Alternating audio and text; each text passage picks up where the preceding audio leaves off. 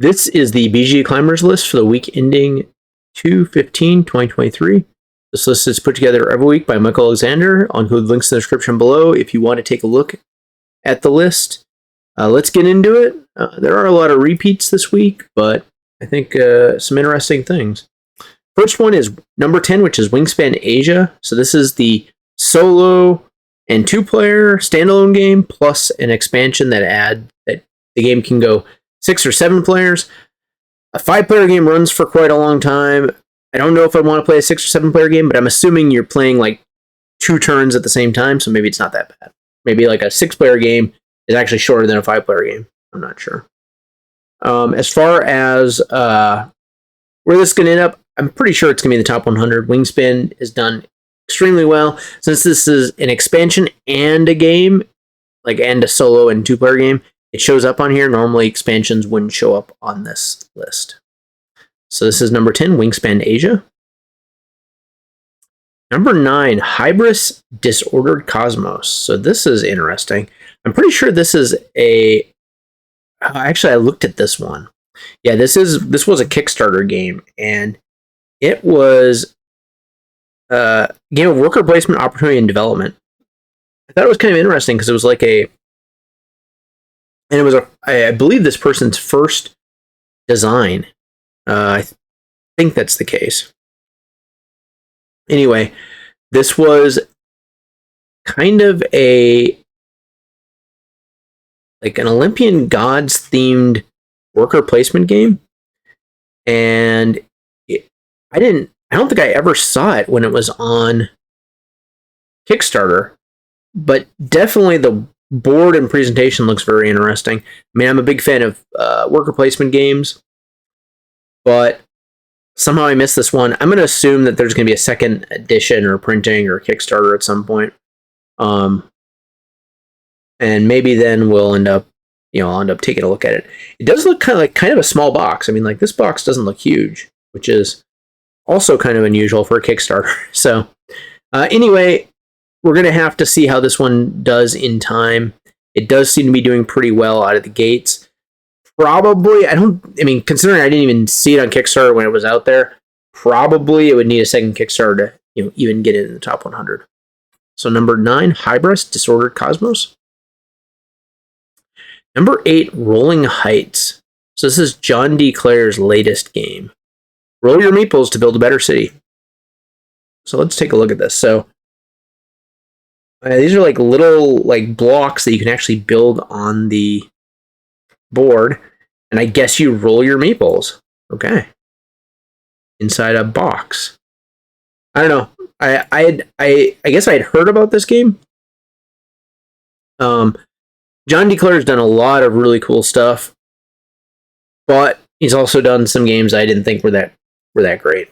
Let's see what the comments are on this. Easy to pick up, fun and play. Can't wait to get it out. Competent desire with interesting ideas for fun games.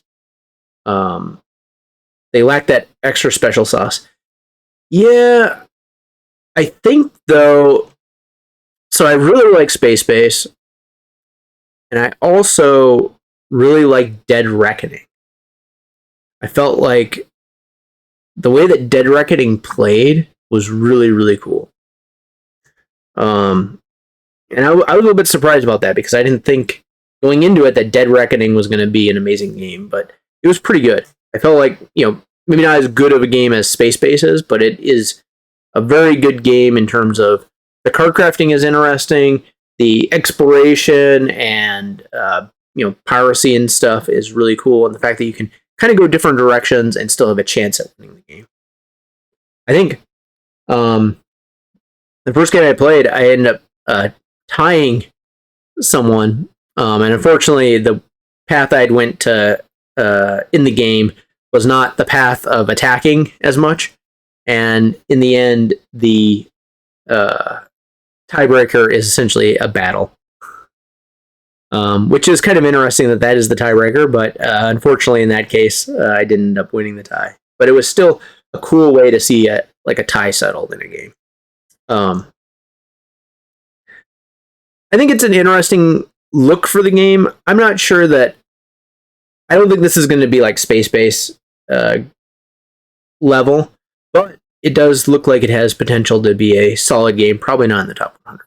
So number 8, Rolling Heights.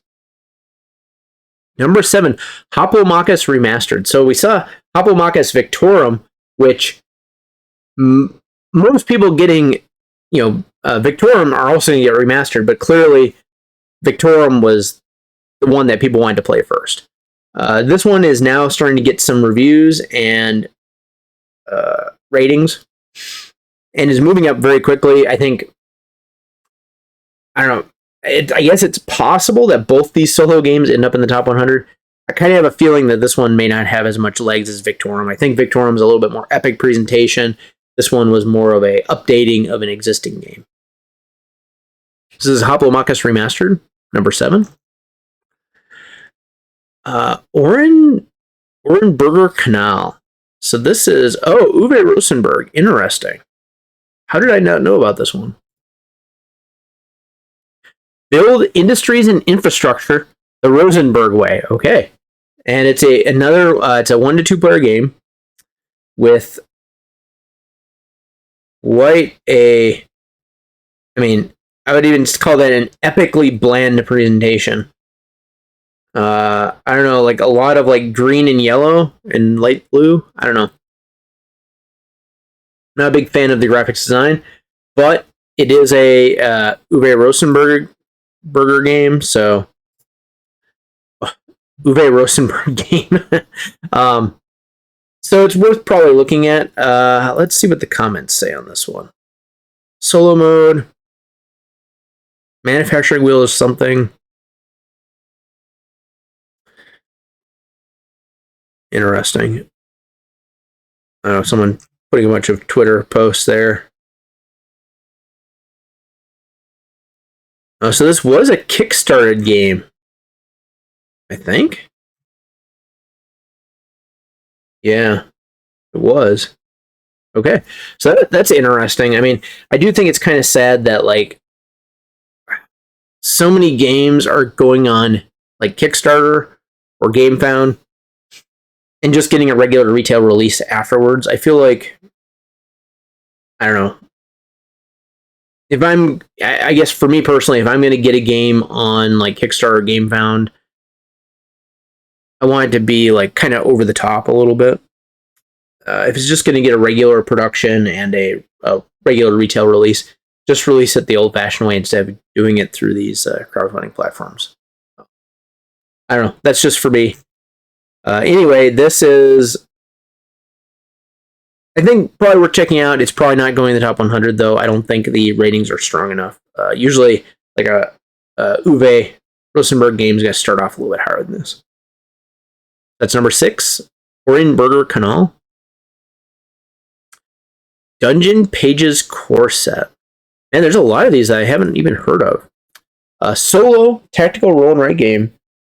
Dungeon delving and monster battling. I do like the idea of going into dungeons and battling monsters. Print and play. Really? Or crowdfunding? Kickstarter. So this was a Kickstarter that you could also print and play, which I think is really cool. How to play dungeon pages. This is interesting. So this thing might be on Kickstarter still. I don't know. Tactical roll and write game. Each contains a character section and dungeon section. Ability. So basically, you're going to go through a kind of a dungeon crawl with a character, and you're going to gain experience like a dungeon crawl. You're going to take hits, level up, etc. Probably have some special abilities like this one. Beam of Energy. Sacrifice a good die. Choose a die result of 3 or less and double it. So, everyone probably has a little bit different abilities. The dungeons are probably interesting. I think it's not a bad idea, and I do like these like print and play games that go on Kickstarter to raise like the ability to do a real production run of their game. So Dungeon Pages Core Set. That is number 5 for this week. We'll have to see on this one. I mean, there was a couple back when Shut Up and Sit Down did the print and play episodes. There was a couple that shot up the ranks pretty quickly, but I don't think any of them ever got in the top 100. So we'll have to wait and see on this one. Number 4, Frostpunk the board game. So this is doing pretty decent. Actually, maybe even better than I expected. I think Frostpunk has a big following in terms of the computer game. I thought it was an interesting premise, but I don't know. I just I never really finished the game. I actually think the last one I just stopped playing. I played it once, and this game's kind of weird. You're definitely going to lose a few times if you're playing the computer game. And then I kind of got the hang of it, but then I just wasn't that interested in the game. But I think a lot of people love it. A lot of people like the premise of this post-apocalyptic Frost world, which I feel like came out the same time as that train movie that was a similar sort of deal. Anyway, Frostpunk the board game. I don't think it's going in the top 100. I think it's going to, in time, the rating's probably going to come down a little bit, but it is doing, above 8.0, which gives it a possibility. So number 4, Frostpunk the board game. Number 3, Great Western Trail Argentina. So I do think this is going to be a top 100 game. I think the only question is does it do better than the original Great Western Trail? I think it's hard to say at this point. In time, we might see him switch positions. I do think this one, it probably will do better than the second edition of Great Western Trail, but who knows? I'm waiting for the New Zealand one, which I think is next year's game, and I like it because I like when I visited New Zealand. I thought it was a really interesting country, and I'm a little bit partial to that. So number 3, Great Western Trail Argentina. Number 2, Hoplomachus Victorum. So we saw this one a couple weeks ago. This one is doing extremely well. It's getting a lot more, or I guess 3 times the amount of ratings as Hoplomachus. I feel like one of these is going in the top 100. I tend to think it's going to be Victorum because it's the newer version of it that's a little bit fancier. But who knows? Maybe the original Hoplomachus or the Hoplomachus Remastered will make it in there. Solo gaming has picked up a lot. This Kickstarter was huge, and Chip 3 Games has all their games available outside the Kickstarter, which makes it easy to access as the outside the normal Kickstarter crowdfunding. So number 2, Hoplomachus Victorum. And number 1, Frosthaven, which is not a surprise. This game is obviously going in the top 100. I think the only question here is it going to be in the top 1, or is it going to land a little bit below Gloomhaven? The funny thing will be is that there will be 3 Gloomhavens probably in the top 10. I think by the end of this year. So it's going to become, the BGG, top 10